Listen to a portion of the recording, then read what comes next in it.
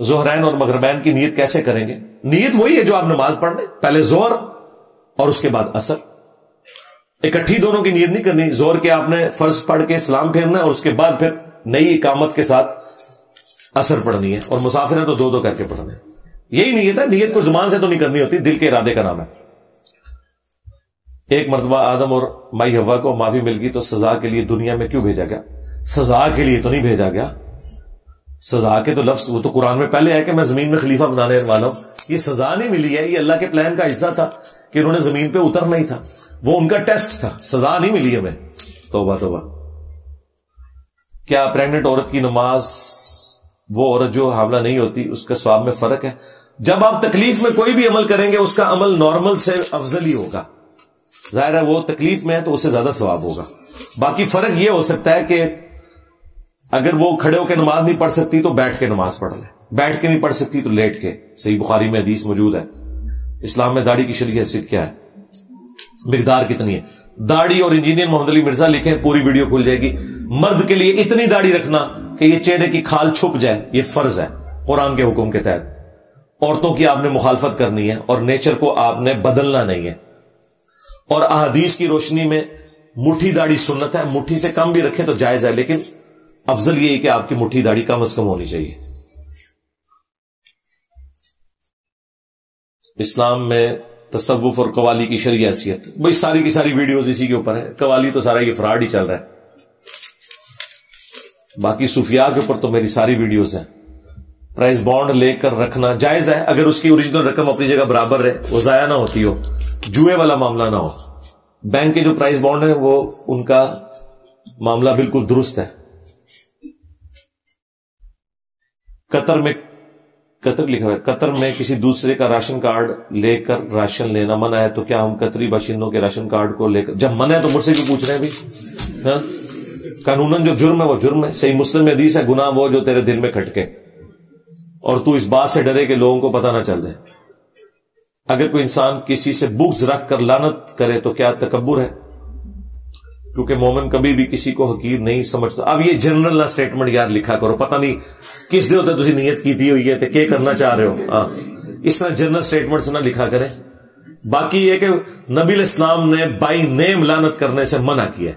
General تو آپ لعنت کر سکتے ہیں کہ جھوٹوں پہ اللہ کی لعنت، ظالموں پہ اللہ کی لعنت، یہ تو قرآن کی آیت ہے، لعنت اللہ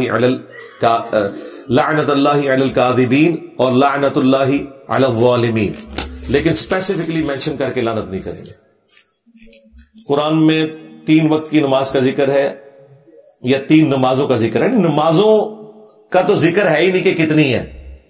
صلاۃ العشاء کا ذکر آیا قرآن کے اندر، 5 نمازوں کے نام اسرا نہیں آئے، وہ احادیث میں آئے. 3 اوقات کا ذکر ہے سورہ ہود میں، سورہ بنی اسرائیل کے اندر، اور وہ اس لیے کہ 3 اوقات ہی ہیں، پھر آگے اس کی ڈویژن ہے، ظہر اثر علیحدہ اور مغرب اور عشاء علیحدہ، لیکن چونکہ نمازیں جمع بھی ہو سکتی ہیں اس لیے قرآن میں 3 ہی اوقات کا ذکر ہے. 2 نمازوں کو جمع کرنا، میری ویڈیو دیکھیں، اس میں نے یہ ساری آیات کور کی ہوئی ہیں. اہل تشیع حضرات صحیح حدیث کہ ایک بہت بڑے ذخیرے جو بالخصوص حضرت ابو ہریرہ سے ان کا انکار کرتے ہیں، تو کوئی مسئلہ نہیں وہ انکار کرنے سے، ان کو کہ آپ اپنے عقیدے قرآن سے بنائیں. ہمارا تو یہ آپ کو مشورہ ہے، حدیث میں جو باتیں آپ کو وہ نہیں درست لگ رہی آپ اس کا انکار کر دیں، کوئی فرق نہیں پڑتا. وہ ساری باتیں آپ کی کتابوں میں سے نکل آئیں گی. وہ کوئی ایسی بات بتائیں نا جو اسماء و صفات کے حوالے سے بھی بتاتے ہیں، وہ ہم سے پوچھیں، ہم اس کی کیا تشریح بیان کر رہے ہیں، تو کوئی مسئلہ نہیں. حضرت ابو ہریرہ کے وہی عقائد تھے جو شیعہ کے ہاں بھی پائے جاتے ہیں، اور عقائد کی بنیادی کتاب بخاری مسلم نہیں ہے، قرآن ہے. میرے دوست مجھے گالیاں دیتے ہیں، مجھے بھی مصباحی صاحب گالیاں دیتے ہیں، کوئی مسئلہ نہیں ہے. میرے بھائی بھی گالیاں دیتے ہیں، کوئی مسئلہ نہیں ہے. وہ گالیاں دے کے اپنے بزرگوں کی سنت پہ عمل کر رہے ہیں، آپ کا کام صرف دعوت دینا ہے.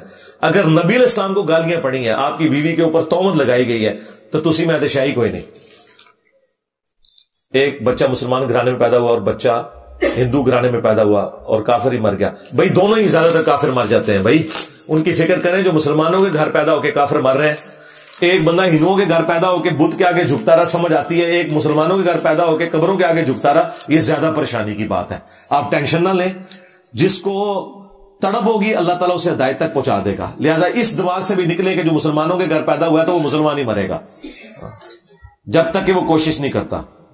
کیا جنازہ 1 سے زیادہ مرتبہ پڑھا جا سکتا ہے؟ جی پڑھا جا سکتا ہے، جائز ہے. نبی علیہ السلام سے بھی پڑھنا ثابت ہے. بلکہ آپ نے تو شہدائے احد کے اوپر 8 سال کے بعد بخاری مسلم میں ہے کہ ان کی قبر پہ جا کے دوبارہ سے جنازہ پڑھ سکتے ہیں.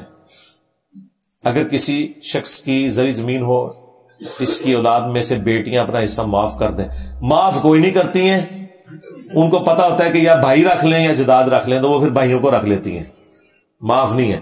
معافی کا طریقہ یہ ہے کہ آپ وہ زمین ان کے نام پہ کروا دیں ایک دفعہ, اس کے بعد وہ اپنی مرضی سے جس کو مرضی گفٹ کر دیں, تو پتہ لگ جائے گا معافی ہوئی ہے کہ نہیں ہوئی.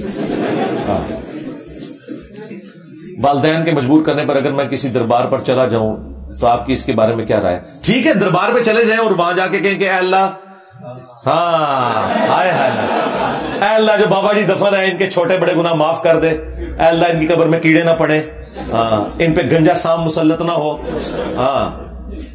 یہ ساری دعائیں کریں, بالکل جائیں آپ, بہت اچھا بات ہے, یہ تو بہت نیکی کا کام ہے, یہ اتنا بڑا ثواب ہے. اور یا اللہ ان کے مزار جو انہوں نے یہ گنبد اوپر کھڑا کر دیا اور تیرے نبی نے منع فرمایا تھا, اے اللہ اس مزار کی وجہ سے انہیں عذاب نہ ہو جو نبی اسلام کی نافرمانی پہ یہاں مزار بنا ہوا ہے. یہ تو آپ جہاد کریں گے, میں کہتا ہوں نہ جانے والوں سے جانے والے بہتر ہو جائیں گے. بالکل. چاند کے 2 ٹکڑے ہونے کا واقعہ سائنسی طور پر کس طرح ثابت کیا جا سکتا ہے؟ نبی اسلام کے جو معجزات ہیں میرے بھائی, وہ فزیکل فینومینا آف نیچر کو توڑنے والے ہیں, اور جو فزیکل فینومینا آف نیچر کو توڑنے والی چیز ہے وہ سائنٹیفکلی ہم نے ثابت نہیں کرنی. معجزے کا مطلب ہی ہے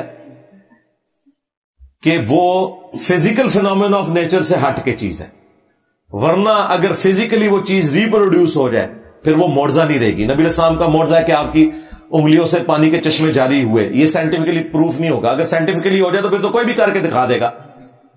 معجزے کا مطلب ہی یہ ہے کہ اللہ نے اپنا قانون توڑا.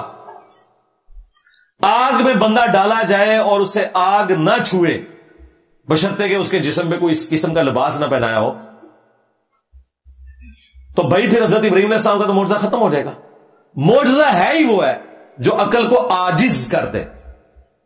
معجزات کے اوپر میں نے 4 لیکچر ریکارڈ کروائے تھے, بلکہ وہ ایک جب آیا تھا کردستانی یا بٹ بنا کے گیا ساروں کو, اس پہ میری تفصیلی ویڈیو تھی. معجزہ, کرامت, استدراج, ایلوژن, ان ساری چیزوں کو میں نے اس میں ڈسکس کیا. تو سائنٹیفکلی معجزات نہیں ثابت کرنے ہوتے بھائی. حضرت عیسیٰ ابن مریم بغیر باپ کے پیدا ہوئے, یہ سائنٹیفکلی کیسے آپ ثابت کریں گے؟ جب تک کہ آپ پھر وہ باپ کا جو مسنگ ایلیمنٹ ہے وہ نہیں پروڈیوس کرتے. اور قرآن کہہ رہا ہے کہ ہم نے مریم تجھے اور تیری اولاد کو جہان والوں کے لیے نشانی بنایا کہ بغیر باپ کے پیدا کیا. تو بھائی سائنٹیفکلی یہ نہیں پروڈیوس ہوگی. ہمارا دعویٰ کب ہے کہ معجزہ سائنسی طور پہ ثابت ہوتا ہے؟ ہم تو کہتے ہیں کہ سائنسی طور پہ صرف وہ چیز ثابت ہوگی جو فزیکل فینومینا آف نیچر سے تعلق رکھتی ہے. ورنہ کل آپ کو کہیں گے کہ جی فرشتے آپ دکھائیں ہمیں کیمرے میں, فرشتے کبھی بھی کیمرے میں نہیں آئیں گے کیونکہ وہ اس فزیکل ورلڈ کا حصہ ہی نہیں ہے. Science physical phenomena of nature سے ڈیل کرتی ہے. جو عالم الغیب, عالم الغیب ہے, جو غیب کی دنیا ہے, جس کو عالم الغیب چلا رہا ہے یعنی اللہ کی ذات, وہ اس فزیکل فینومینا آف نیچر کے اندر نہیں آتی.